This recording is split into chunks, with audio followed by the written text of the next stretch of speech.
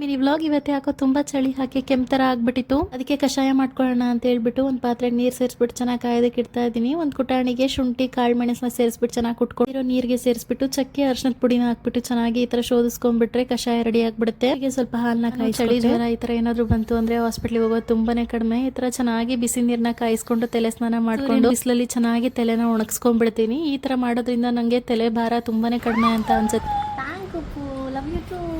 ಮನೇಲಿ ಜ್ವರ ಮತ್ತೆ ಶೀತ ಏನಾದ್ರು ಆಯ್ತು ಅಂತ ಹೇಳಿದ್ರೆ ಅವ್ರಿಗೂ ಹರಡೋ ಸಾಧ್ಯತೆ ಜಾಸ್ತಿ ಇರುತ್ತೆ. ಕಡಿಮೆ ಇದ್ದಾಗ್ಲೇನೆ ಕ್ಯೂರ್ ಮಾಡ್ಕೊಂಡ್ಬಿಡ್ತೀವಿ. ಶೀತ ಅಥವಾ ನೆಗಡಿ ಆಯ್ತು ಅಂತ ಹೇಳಿದ್ರೆ ಈ ತರ ಬಾಯಿ ಕೆಟ್ಟಂಗ ಆಗ್ಬಿಟ್ಟಿರುತ್ತೆ. ಹಾಗಾಗಿ ಪೆಪ್ಪರ್ ರೈಸ್ ಮಾಡೋಣ ಅಂತ ಮಾಡ್ತಾ ಇದ್ದೆ. ಬಾಣ್ಲಿನ ಬಿಸಿ ಇಟ್ಕೊಂಡು ಬೆಣ್ಣೆ, ಸಾಸಿವೆ ಮತ್ತೆ ಜೀರಿಗೆ, ಗೋಡಂಬಿನ ಹಾಕೊಂಡು ಚೆನ್ನಾಗಿ ಫ್ರೈ ಮಾಡ್ಕೊಂಡು ಹಸಿರು ಮೆಣಸಿನಕಾಯಿ ಹಾಗೆ ಜಜ್ಜಿಟ್ಕೊಂಡಿರೋ ಬೆಳ್ಳುಳ್ಳಿನ ಸೇರಿಸಿ ಚೆನ್ನಾಗಿ ಫ್ರೈ ಮಾಡ್ಕೊಂಡು ಕಾಳು ಮೆಣಸನ್ನ ತಗೊಂಡು ಈ ತರ ತರತರಿ ಆಗಿರೋ ತರ ಚೆನ್ನಾಗಿ ಕುಟ್ಕೋಬೇಕು. ಇನ್ನ ಇದನ್ನ ಸೇರಿಸ್ಬಿಟ್ಟು ಕೊನೆಯಲ್ಲಿ ಸ್ವಲ್ಪ ಉಪ್ಪು, ರೈಸ್ ನ ಸೇರಿಸ್ಬಿಟ್ಟು ಚೆನ್ನಾಗಿ ಕಲ್ಸ್ಕೊಂಡ್ಬಿಟ್ರೆ ಪೆಪ್ಪರ್ ರೈಸ್ ರೆಡಿ ಆಗ್ಬಿಡುತ್ತೆ. ಅವನಿಗೂ ಈ ತರ ಶೀತ ಅಥವಾ ಕೆಮ್ಮು ಆಯಿತು ಅಂತ ಹೇಳಿದ್ರೆ ಇದೇ ಥರನೇ ಮಾಡ್ಕೊಡ್ತೀನಿ. ಅವನಿಗೆ ಒಂದು ದಿನದಲ್ಲೇ ಕಡಿಮೆ ಆಗಿಬಿಡುತ್ತೆ.